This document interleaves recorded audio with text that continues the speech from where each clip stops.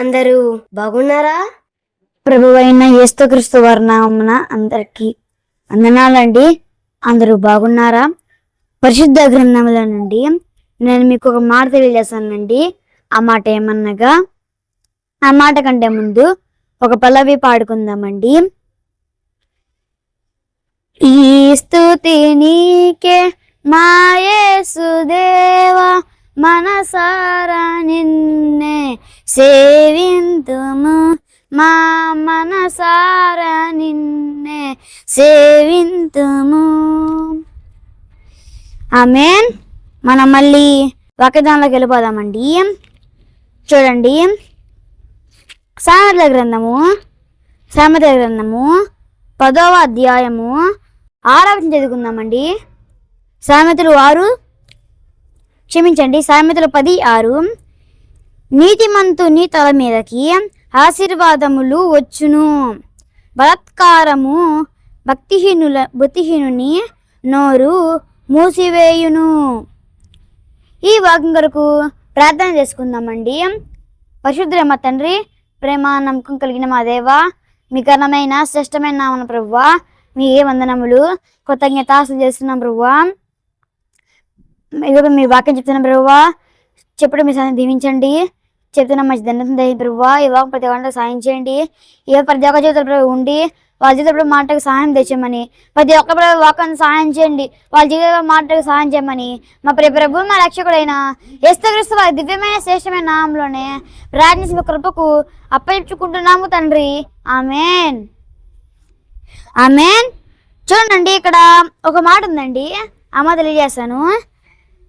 ఆ మాట ఏంటంటే, నీతిమంతుల మీదకి ఆశీర్వాదములు వచ్చును. ఇంకోటి ఏంటంటే, ఎవరైతే పాపం చేస్తారో భక్తిహీనుని మీదకి బలాత్కారం మించిదండి, తన నోరు మూసివేసిద్దంట.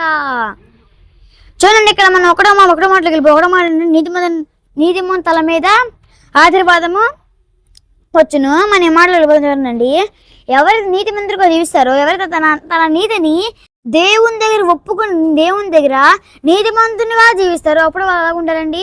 అప్పుడు వాళ్ళు దేవుణ్ణి ఆరాధన చేస్తారు. ఏంటంటే ఇక్కడ మనం ఒకటో మాట నేర్చుకొస్తుంది ఏంటంటే, మనం నీతిమంతులుగా జీవించాలి. ఏంటండి, మన దేవుని నీతిమంతులుగా ఆరాధన చేయాలి, నీతిగా దేవుని స్తుతించాలి. మనం ఇవాళ ఏం తినామంటే, ప్రభు అయినా మన ప్రభు దినం ఇవాళ మన దేవునికి ఆరాధన చేయాలంట, నీతిగా దేవునికి ఆరాధన చేయాలంట. దేవుని లేక మన సెలవిస్తున్న ప్రియులు అర్థం చేసుకోండి. దేవుని లేక మన సెలవిస్తున్న ఏమేమి సెలవిస్తున్నాయి? మనం దేవునికి ఎలా ఆరాధన చేయాలంట? భక్తిగా మనం దేవునికి ఎలా చేయాలండి అంటే, మనం ఇప్పుడు దేవునికి ఎలా చేయాలంటే, బలంగా దేవునికి కృప, దేవునికి సంతోషంగా దేవునికి భక్తిహీనంగా లేకపోతే వంగిపోయి దేవునికి ఆరాధన చేయకూడదు. మనం దేవునికి ఆరాధన చేస్తున్నామంటే ఆ దేవతలకు వెళ్ళే భాగ్యం దేవుడు మనకి ఇచ్చాడమ్మా. దేవుడిని మనకి ఇచ్చాడు. మన ఆ భాగ్యాన్ని మనం ఎంచుకోవాలంటే ఆ భాగ్యం మనం నిలబెట్టుకోవాలి. దేవునిపై మనం నిలబెట్టుకోవాలి. దేవునికి ఎప్పుడు మనము మొహమాటం తేవకూడదు. మనం దేవునితో ఎప్పుడు మొహమాటం పడకూడదు. దేవునికి ఎప్పుడు ఆరాధన చేస్తూనే ఉండాలి.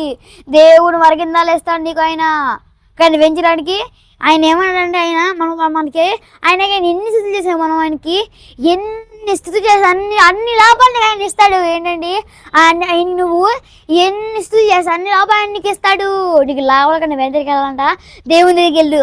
ఆయన నీకోసం తన ప్రాణి అర్పించాడు. నీ పాపాన్ని కడుగుతాగా తన ప్రాణి అర్పించాడు. నీ పాపం కొరకు ఆయన తన ప్రాణి తన ప్రాణి అర్పించాడమ్మా. ఆయన దీన్ని ఖచ్చితంగా క్షమిస్తాడు.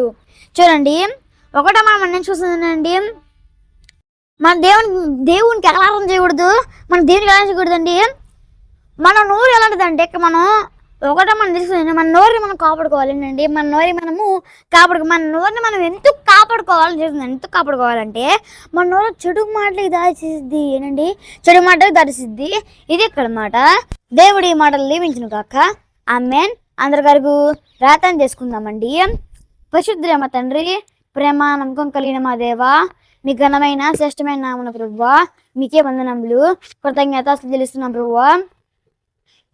ఇదిగో మరి వాక్యం చెప్తున్నాం ప్రభువా, చేయటం మీ సహాయం బట్టి మీకే వందనములు, కృతజ్ఞతలు చెల్లిస్తున్నాం ప్రభువా. ఇక ప్రతి ఒక్కరు సహాయం చేయండి, వాళ్ళ ప్రేమ మాటకు సహాయం దీవించండి. మరి మీ వాక్యం సెలవిస్తుంది ప్రభువా.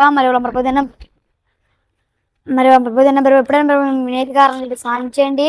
మరి మేము ఇలా సెలవిస్తున్న ప్రభావ మేము నీతి కావాలని మాకు సెలవిచ్చారు ప్రభావ.